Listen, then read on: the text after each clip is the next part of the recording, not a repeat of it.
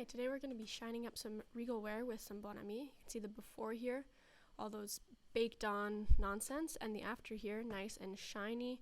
Not quite like new, but much better. This is what we're using. Bon Ami, the classic powder cleanser.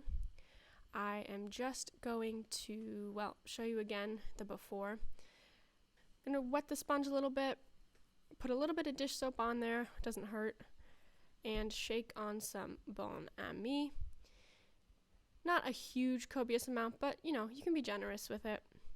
And you can see here it's sped up. I'm just giving everything a good go around, a good scrub. And then I'm going to do section by section around, getting every little bit. And you will feel where there's texture of stuff caked on, and you'll just start feeling that come away real easily. Here we go. Oh, something was stuck there. Gonna keep going. This is gonna take some elbow grease, some muscle, but the results are so nice, I promise you. And it feels so good, right? Because this dishware is high quality, made in the USA. A lot of it's vintage, and you can get it for a couple bucks at the thrift store. I got all 3 of mine at the Salvation Army at different points for no more than $4, $5 a piece, I'd say. So I rinsed it off. I'm going over again for those little troublesome bits. And another rinse.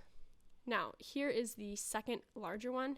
Same I showed at the beginning. You can see there's some quite troublesome spots there. Also on the inside, pretty grimy and just not dirty, but just not shiny, So, more Bon Ami. Sorry that's out of focus. We're going to get in focus in a second here once I realize that powder cannot be good to inhale.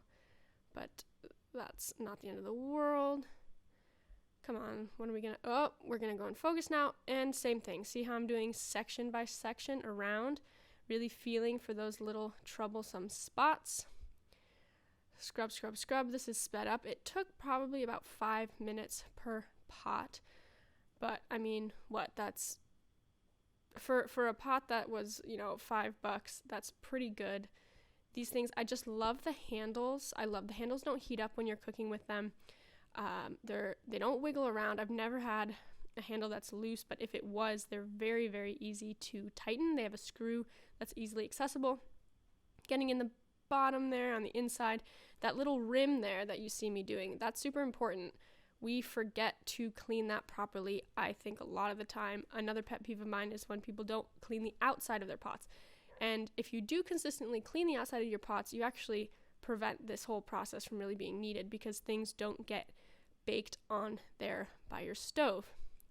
So getting all those little details in the bottom of the handle, rinsing, and you can see the difference there is pretty breathtaking. Now, this is an older pot. It's not going to come out like new. It's probably at least 30 years old, but I say that is a huge improvement with just one product and some elbow grease. Here you see the two together. Hope it helped. Enjoy your pots.